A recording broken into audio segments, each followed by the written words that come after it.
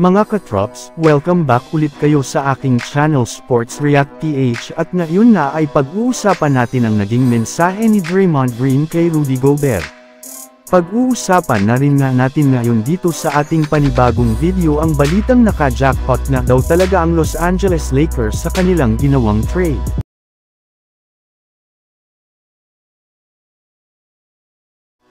Matapos nga mga katrops, ang ilang araw na pagiging tahimik ni Draymond Green sa NBA dahil sa pagsakal niya kay Rudy Gobert at sa pagkakasuspendi niya ng 5 games sa Golden State Warriors ay sa wakas paunti-unti na rin naman nga itong nag-iinday ngayon sa harap mismo ng media. Sa katunayan, sa naging pahayag nga nito sa mga reporter ay sinabi nga niya dito hindi nga daw siya nabubuhay na merong regret sa kanyang mga ginagawa.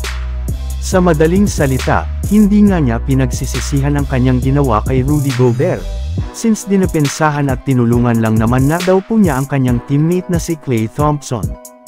Yes, mas inaalala pero nga niya ang kanyang mga teammates kaya niya yun ginawa kay Gobert.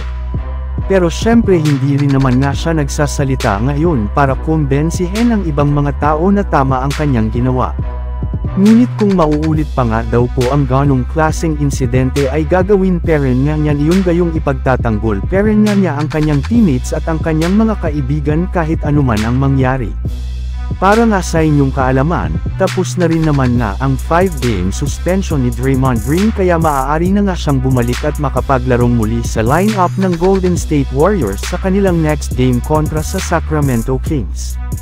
Samantala pumunta naman tayo sa ating sunod na pag-uusapan ngayon sa balitang naka-jackpot nga daw talaga ang Los Angeles Lakers sa kanilang ginawang trade. Kasunod nga ng pagkapanalo ng Lakers sa kanilang huling game laban sa Cavaliers ay ni-real talk na nga agad ni Austin Reeves ang lahat ng mga haters ni Anthony Davis at lahat ng mga fans na nagsasabing kailangan na nga daw itong e-trade sa lalong madaling panahon. Ayun nga dito, nagiging madali nga daw sa mga fans na batukusin si Davis sa tuwing humihina ang laro nito ngunit kapag maganda naman nga ay bigla-bigla nila itong pinupuri.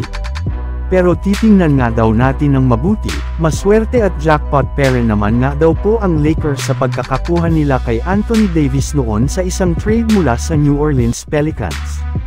Yes, kung meron na rin naman ng isang championship ring ang Lakers, hindi katulad sa New Orleans Pelicans na wala pang nakukuhang success ng mga nagdaang taon sa NBA. Bukod rin nga dyan ay meron na lamang ng hawak ang Pelicans na isang Brandon Ingram at 2 future round picks na kanilang nakuha noon sa trade ni Anthony Davis. And speaking of Davis, siya na nga po ngayon ang number 1 pagdating sa stock leader o ang pinagsamang blocks at steals sa pagkakaroon niya ng 4 stocks per game. Kaya dyan pa lang nga ay jackpot na talaga ang Los Angeles Lakers. So yun lang nga mga katrops ang handog ko sa inyong storya ngayong araw. Sana nag-enjoy kayo. Please like and subscribe my YouTube channel Sports React PH para sa iba pang storya at update patungkol sa NBA. Kita-kits muli sa ating susunod na video.